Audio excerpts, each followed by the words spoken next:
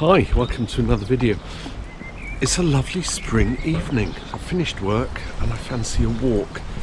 Now, it's a good thing that there's a clear blue sky and there's no rain forecast because the walk is scheduled to be 2 hours, and here's why. I want to explore the Frontline Britain Trail. The map doesn't really give us, hopefully if I've got something online I'll do something online. But technically we're in the town centre and we're going to take the trail down towards Southforeland Lighthouse, then we'll come back along the coast and we'll drop down to St Margaret's Bay, come up the cliff to the Dover Port Patrol Memorial, and then wind our way back through the fields because there's some interesting things that I want to see. Now it says that St Margaret's is the closest part of England to the continent. The White Cliffs at Cape Blanc-Nez in France are barely 20 miles away. Over the years the village has changed from a small fishing community to a den of smuggling. Might see some signs of that. A playground for the rich and famous. Think Noel Coward and Ian Fleming and Peter Ustinov, and famous Britain's front line during times of conflict, Hellfire Corner, that kind of stuff. Offline I got myself some instructions from the Explore the Frontline Britain Trail, so let me just read part 1 here.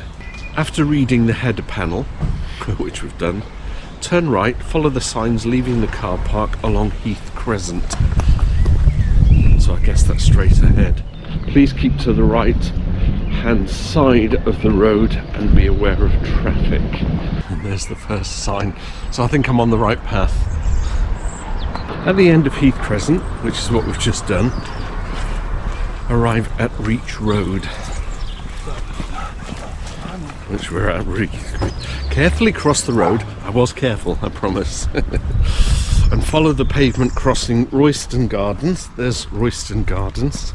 And passing a pond on your left. Check it out, a pond on your left. Gosh, the instructions are really good. And I see another brown sign straight ahead. Explore St Margaret's Frontline Britain Trail. So all the way down here, and there will be a cut through into the fields. So coming out from the path down here on Reach Close, you get this cut through into the countryside. So as long as you follow the brown trail, you can't go too far wrong because it leads out onto this meadow. We can follow the country path. Wow. Crop fields. But of course we've got a public right of way, so it's all good. So let's get through here into that open plain and we can start some exploring. So coming out of the woods, we get onto Lighthouse Road. Take a walk up here. Turn right and follow the road to the Southforeland Valley, keeping the fencing on your left until you reach the cattle grid on your left hand side. Cattle grazing, Southforeland at war. Walk through the gate alongside the cattle grid and you will see panel 1, which is 10 metres in front of you. Was that panel 1 or is this panel 1? Southforeland at war. Here we go. Magazines for number 4 gun. I'll try and get the camera close for you. These 2 underground structures were built in 41 as the magazines for number 4 gun. The word magazine comes from the French for store, to describe a place for storing ammunition. Oh look, we can go in. You fancy going in? Why on earth not? The 2 magazine stores.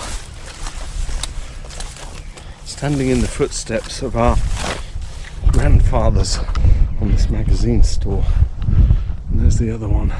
It must have been terrifying, you know, knowing that the German forces, which had already conquered Europe lay in ruins, right? Under the Nazi boot. and a mere 20 miles away, invasion was a real threat. And in fact, obviously, Operation Sea Lion, with the Battle of Britain, had the Luftwaffe secured air supremacy, there would have been hardly, I'm sure we would have put up a battle, but it would have been a free-for-all, all the landing craft and everything coming over. So this whole section was heavily fortified with magazine stores, gun emplacements and billets for the troops. So I'm hoping I'll find a couple and we can investigate them. Southforeland at war. Battery plotting room. Buried deep underground is the battery plotting room, the BPR, which controlled the firing of the 4 guns. Information about the target was passed from the radar and battery operating posts to the plotting room, and I'll show you the radar and battery observation post as we go around. This photo shows the fire director table, which calculated the bearing and elevation.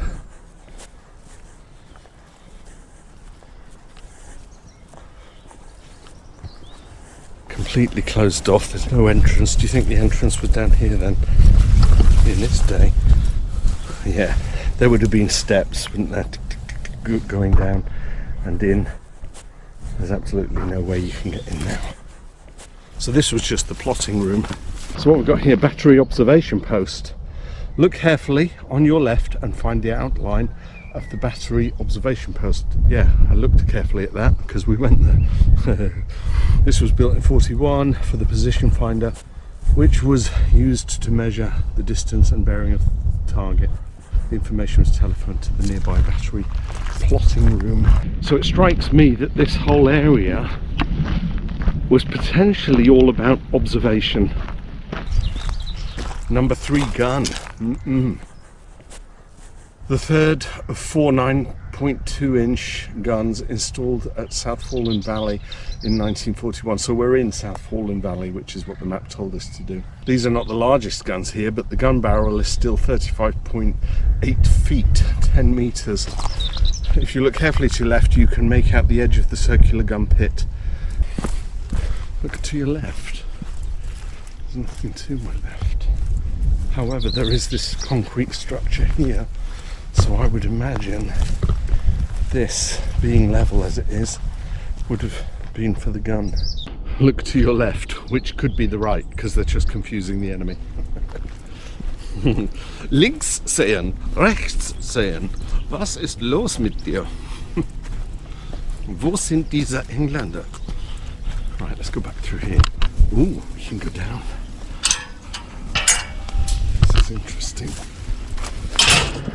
Fenced off. Wow. Okay, it's cordoned off. I can't tell you what this is until I read the post, but we got the post, we got some information.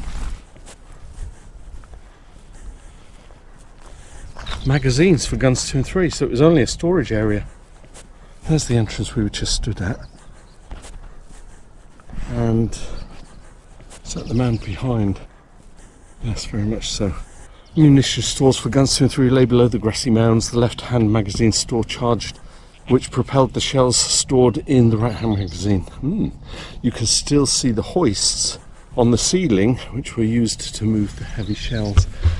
But I'm wondering if that's inside and only on request if you can go in. So we now follow this road down, which leads to Southforeland Lighthouse. They must have removed a fence. Last time I was here, you had to go in at the gate up there. But I can just stroll in here because we've got another operations headquarters. I think this was the main headquarters for the whole battery. And by battery, I mean all the different gun emplacements that were located across the south coast, certainly around here. Fortress plotting room. You can see the entrance for the the FPR, which has been partly filled in and grilled for safety. Certainly grilled, isn't it? The gun batteries to the east of Dover, including Southforeland Battery, formed a fortress. The gun batteries west of Dover formed another fortress. So this was the fortress plotting room, and the room is built way down below. Last time I came here, I fell on my articles. It's a bit drier now. We can poke the old GoPro inside. We can see what's in there. Fortress battery. The whole collection of batteries were the fortress. You think of castles in medieval England, that was the fortress. But now they were building little strongholds and calling all of it a fortress.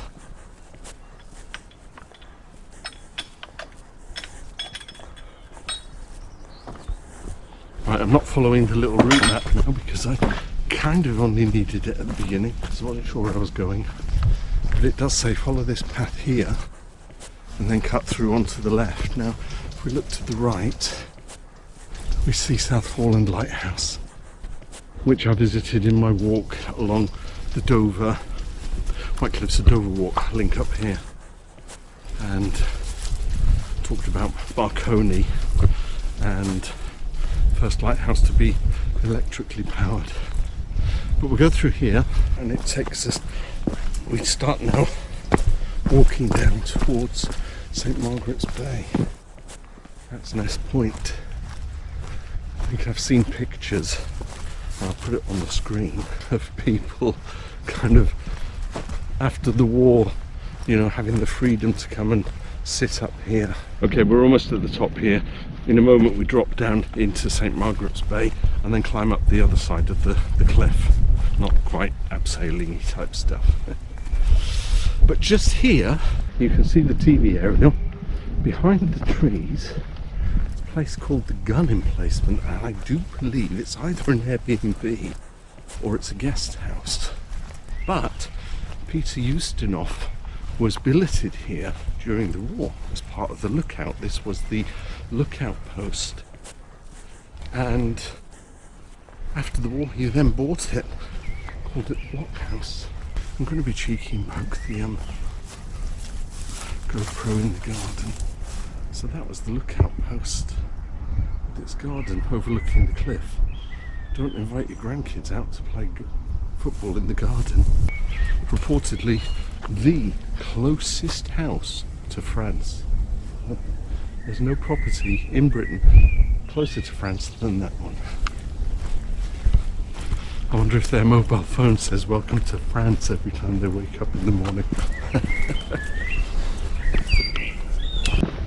Okay, there's nothing much on this side until we get to, I think it's called Pine Gardens or Pine Vine Gardens, which is at the bottom of this road, so let's transition there. The Pines, I thought it said Vine. The Pines Garden, Tea Room and Museum. Wednesday to Sunday 10 till 4. So you've got the garden on the left here, part of the Bay Trust Environment charity.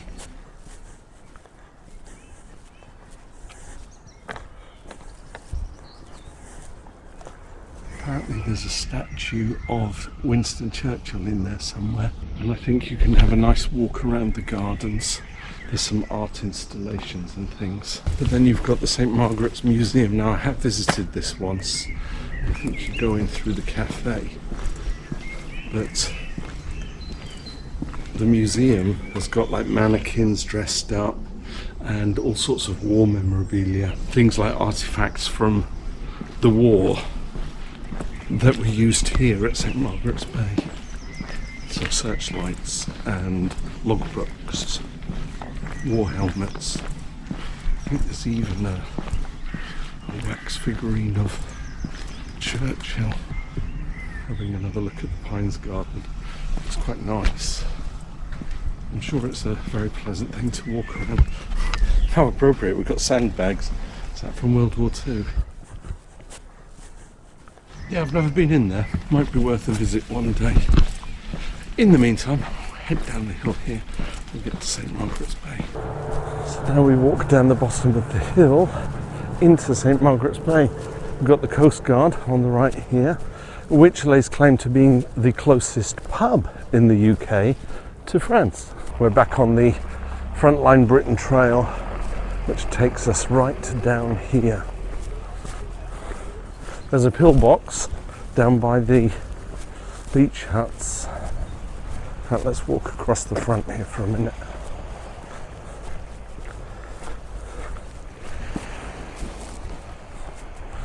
Just there is the pillbox behind the last beach hut.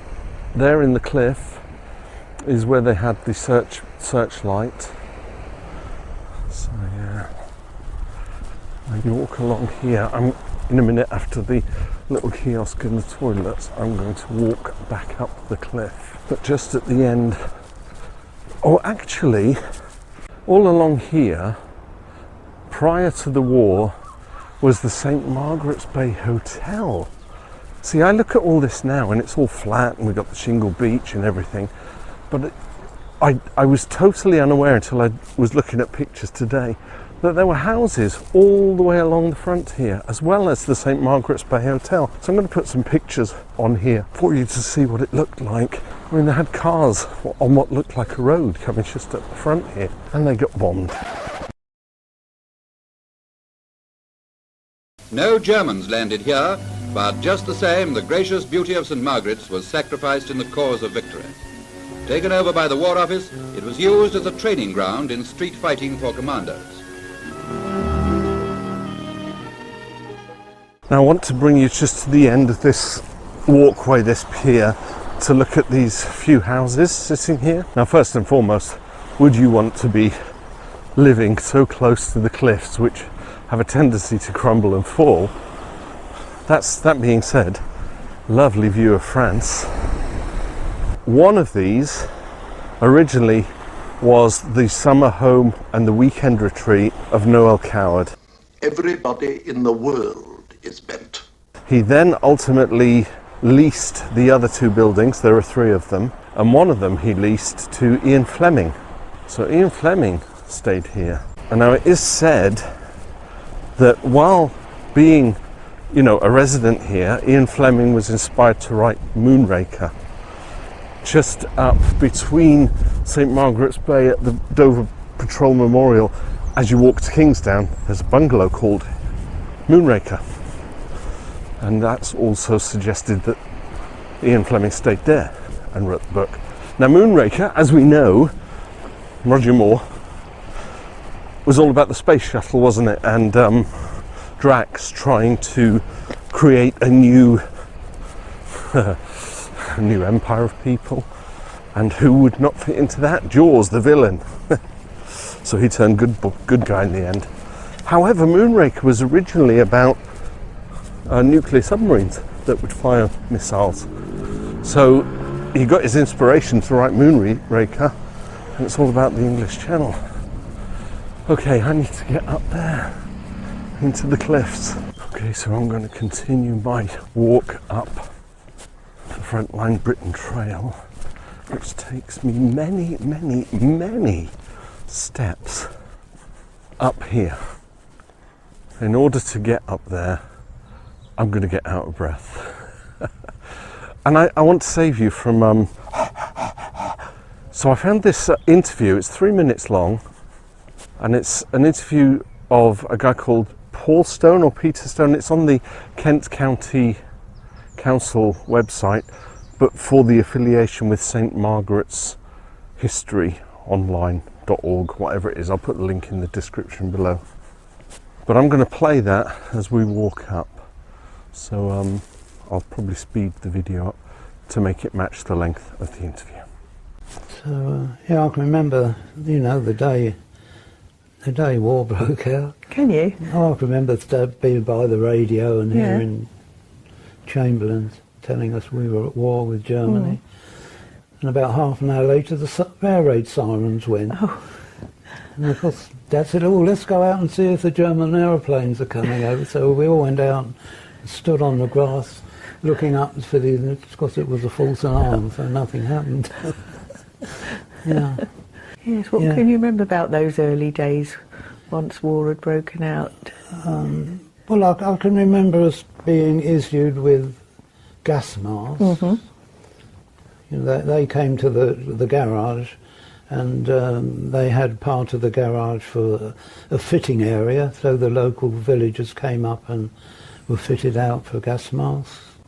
Yeah, I suppose that was a few weeks, soon after the war was declared, really. And of course, Dad was busy building an air raid shelter.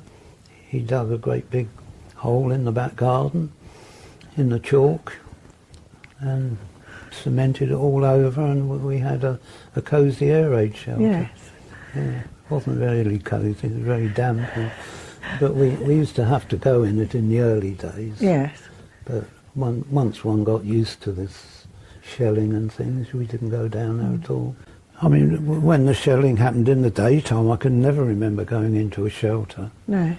We used to, you know, in the early days, 1939, 1940, when most of the farmers moved away and they left their fields full of corn.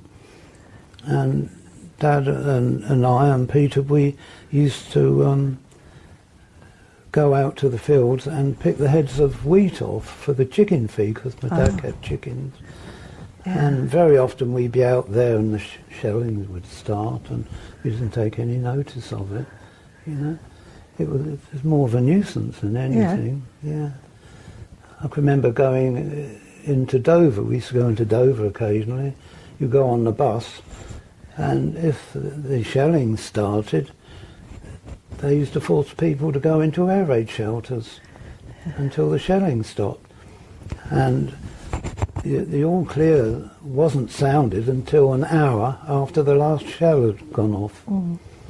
But, you know, as soon as a shell would happen, if we were in Dover, we'd head for home. We'd have to walk, because all the buses would stop. Yeah. And we would walk home from Dover. Yeah, it's about 4 miles. I'm now at the Lees, which is the other side of St Margaret's Bay. So we've come from Nest Point there, down into the bay, and then up through the steps.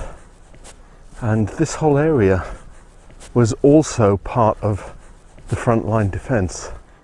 And we'll get to it in a minute, but up here they had 4 gun turrets from HMS Hull, stationed one after the other, nearer the patrol memorial. I'll show you that in a minute. 1993, they did some excavating, I was going to say. And they uncovered this concrete base that had another lookout post on it.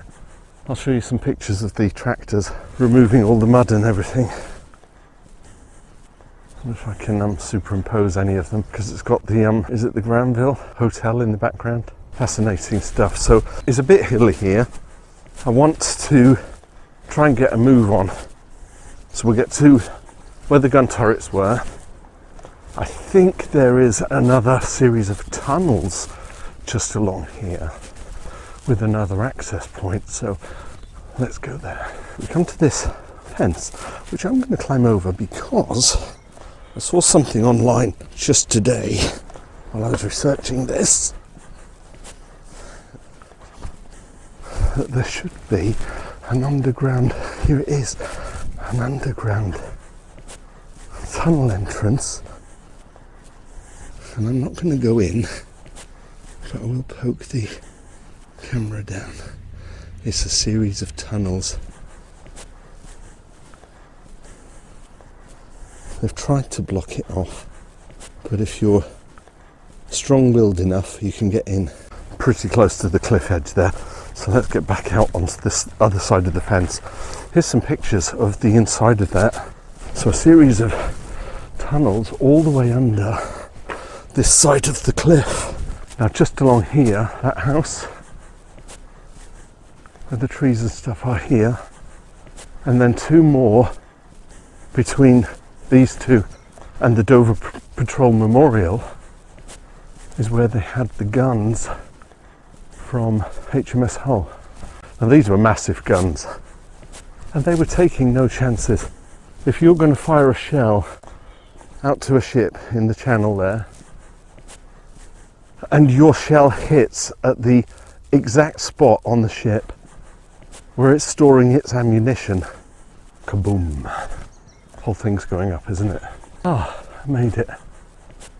Dover Patrol Memorial. And look, Frontline Britain Trail just there, which we'll go to in a minute. I actually think I'm at the top of all the upping and downing I'm doing. It's more or less straight from here on. But this was erected, I think, 1926 to celebrate the remembrance of the Dover Patrol Coast Guard, taken over as a lookout post for World War II, and also had radar equipment in it. The threat of shipping coming across the channel was as, I want to say imminent, it's not imminent, but such a threat as in World War II. Because the U-boats were ferocious in World War I. You know, we didn't have that power, but they did. Or if we did have it, it wasn't as strong as theirs. So by having the Dover Patrol, which was a series of ships and frigates, not battleships I don't think, they caused so much grief and headache to the Germans, World War I mind you, that it forced them to sail up the North Sea and go around Scotland to get into the Atlantic. Otherwise they could have sailed through the Straits of Dover here into the Atlantic there. So an important part of the defence, and that's why they built this in memory of them. Dover Patrol Memorial. However, we go through here and it'll take us across a field, and I think that's all we're doing now. A couple of fields. There's a couple of interesting points. Let's see if I can get there before the sun goes down. They weren't far wrong in saying it was a 2-hour walk. I think we've got a diagonal here, then we hook a right. We should see a point where there was a howitzer gun. I don't know whether there'll be any remnants of it. There'll be some pillboxes, and then there's the site where a B-17 crash landed. So it's just along here. I think I need to follow the path now, down there, up the other hill, and then turn left, and we get into St. Margaret's at Cliff, which is just over there. We're not doing too badly. That was the whole circuit.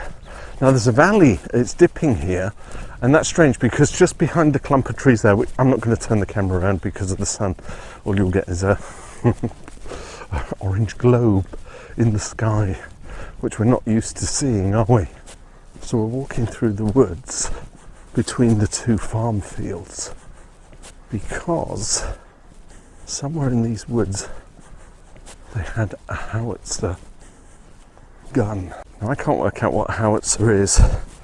I'm not that up on World War II artillery, that kind of thing.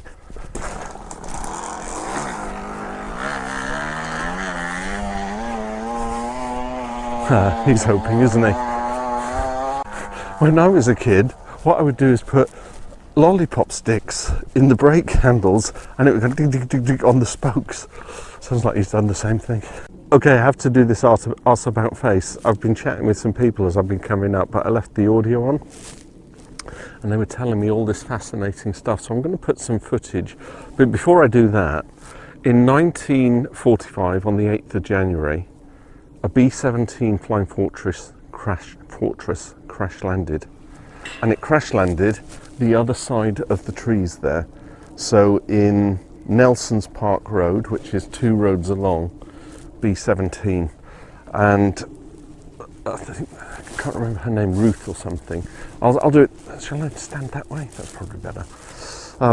She was telling me, I was reading that she sent a request for information about the bomber and the crew, and a letter was received back. So I'm going to put the letter and some footage of, well, photographs of the B-17 that crash landed. But hopefully, if I can do some shifty nifty stuff with the AI, I'll put an American voice on it. It does a voiceover. So I'll do that first. Then I've got the conversation from the people I was just stood with, and he was telling me some fascinating stuff. So I'll just do some panoramic footage with his conversation. Dear Ruth, many thanks for the phone call regarding the B-17 Fortress. I have the following gen, which may be of use.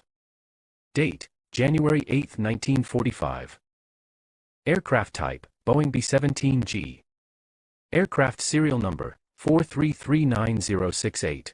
Unit, 478th Bomb Group, 838th Bomb Squadron. Aircraft code, 2C, Service Career, Boeing B-17G. 4339068. Delivered Lincoln November 29, 1944, to Field December 3, 1944, assigned 838th Bomb Squadron, 487th Bomb Group Leavenam December 6, 1944, battle damaged Frankfurt January 8, 1945. Crash landed St. Margaret's near Nelson Park Road, Kent, crew OK. Aircraft salvaged January 11, 1945. Right, I've got a bit more vlogging to do. Lovely, lovely. No, I'm going back that way. But there's a little story of a B-17 bomber crash landed just the other side of that cottage. What, so that one there? yeah, You see where the trees are there? Yeah.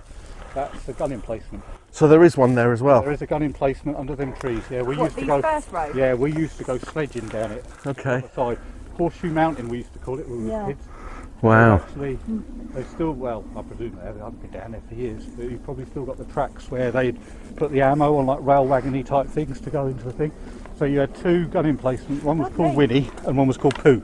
And they were both here and they actually could get across the channel. Oh wow. And down that dip along there, yeah, there's another big gun emplacement. I think the name of the gun, Bruce or something like that. Yes, the biggest I gun read was that. ever made. Howitzer or something. That's it, but it was never fired. Oh really? No, the war ended before it came into service. But the actual big, what do you say, bomb-proof things, the brickwork, that's all still there. Okay. If you can get through all. So Winnie and Pooh are over there in the trees. Yeah, where that headline is there. What, this very front one? Yeah, that never used to exist. That was flat. Oh, okay. There was no trees on there at all. Right down in that bottom corner down there, there's another army building. And I don't know whether it was like living quarters or something like that. But apparently just after the war there was two farm workers working home from work. Yeah. And they trod on a bomb and blew up. No. So, yeah. But, oh god blimey, we used to dig out mortar bomb things and all sorts when we were kids. And chuck them at each other. Yeah. See if you can catch We this. had Kingsdown firing ranges right down the bottom of the track there. So we used to climb over there when they weren't firing, walk home with bags full of bullets and the clips and make bullet belts. It's farmland, it never gets dug up, and then eventually things just surface. We came home one day, you was always finding the mortar fins, Yeah. but one day it was actually in one of them bits going down there. We was coming back from Kingsdown, went in there, whole bloody thing, but the top cone bit that you screwed was gone and it was full of mud. So I took it home. How many times have I done this ending? The camera's giving up the ghost. It's got 30% power. I've been out 2 hours. It's gone. It's 8:05, so it's beginning to get dark. Still got my sunnies on because I didn't bring my other glasses. However, the route thing planner said it was a 2-hour walk. I think I started around 6, and I've had a couple of mini detours where I wanted to go and look at something. So, yeah, it's potentially 2 hours. So, however long the video is, I'm going to put it up. Whatever channel I put it on, I'm just going to have to decide on that one once I've got the length of the video.